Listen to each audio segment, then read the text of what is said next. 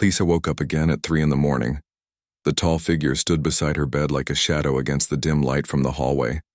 Zara was there again, watching her sleep. Lisa had been living with her alien roommate for 6 months now, and this was the 4th time she caught her doing this strange behavior. The first time Lisa thought she was dreaming, but now she was wide awake and very confused. Zara was from the planet Kepler, in a distant star system, where her people had blue skin that seemed to glow softly in darkness. She was almost 7 feet tall with long silver hair that moved like water, even when there was no wind. Her eyes were large and golden like twin suns. When the government started the alien exchange program, Lisa volunteered to host a visitor from space. She thought it would be exciting to learn about other worlds and make a new friend. Zara seemed nice enough during the day. She helped with cooking and cleaning and always asked polite questions about human culture. But these midnight visits were getting really weird.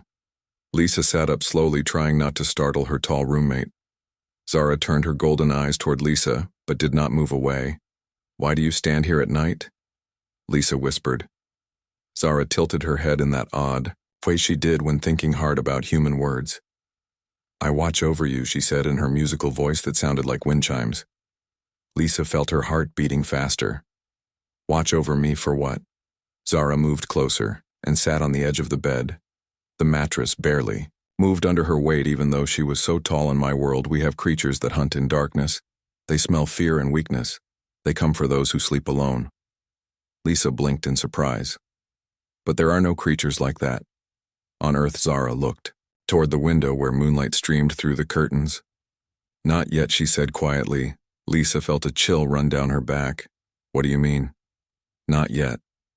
Zara stood up and walked to the window. Her blue skin seemed to pulse with a soft light. She placed one long finger against the glass. "3 days ago, my people detected ships moving toward your solar system, ships that do not belong to any peaceful race." Lisa jumped out of bed. "What kind of ships?" "The kind that carry shadow hunters." Zara turned back to face her human roommate. "Your people do not know they are coming. My government chose not to warn Earth because they think humans are too weak to fight.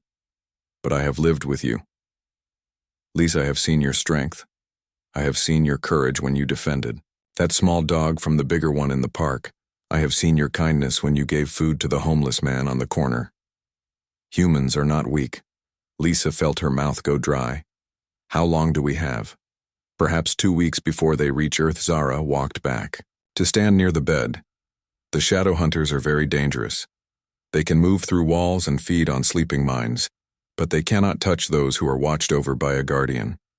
Lisa stared at her tall alien roommate. "You have been protecting me every night for weeks. I have stood guard while you sleep. My people have abilities the shadow hunters fear. Our light energy burns them. Our presence keeps them away. But I am only one person. I cannot protect your entire world." Lisa felt tears starting to form in her eyes. "Why are you telling me this? Why not tell the government or the military?" Zara sat down again and reached out to gently touch Lisa's hand. "Because humans do something my people cannot do. You fight together. You protect each other, even when you are afraid. When the shadow hunters come, your people will need to work as one. Every human must watch over someone else. No one can sleep alone. No one can be left unguarded." Lisa squeezed Zara's hand. "How do we convince everyone? How do we make them believe?" Zara smiled for the first time since Lisa had known her. "We start with your neighbors. Tomorrow we visit the family next door, then the people across the street. We teach them what I have taught you. We show them how to be guardians for each other." Lisa nodded, slowly understanding what needed to be done. The next morning, Lisa and Zara began going door to door. At first, people thought they were crazy. But when Zara showed them her glowing skin and explained about her planet, the neighbors started to listen. Word spread quickly through the town. Within days, everyone knew about the coming shadow hunters. People organized into watch groups. Families took turns staying awake through the night. Children slept in rooms with their parents. No one was left alone. The government tried to dismiss the warnings as panic. But when the shadow hunter ships appeared on radar 2 weeks later, everything changed. The creatures came down in the darkness just as Zara had predicted. They moved like smoke through the night, trying to reach sleeping humans. But everywhere they went, they found guardians waiting. People with flashlights and courage standing watch over their loved ones. The shadow hunters could not feed. They could not hunt. They found no weakness in a world where every person protected another. After 3 nights of failure, the creatures retreated to their ships. The ships left Earth and never returned. Lisa stood in her backyard watching the alien vessels disappear into space. Zara stood beside her, still glowing softly in the morning light. You did it. Lisa. Your people saved themselves. Lisa looked up at her tall friend. We did it together. I could not have protected everyone alone. But I could protect you. And you helped protect everyone else. Zara nodded. This is why the shadow hunters failed. They hunt alone. They think only of themselves. But humans understand something they do not. True strength comes from caring for others. Lisa smiled. Will you stay with us?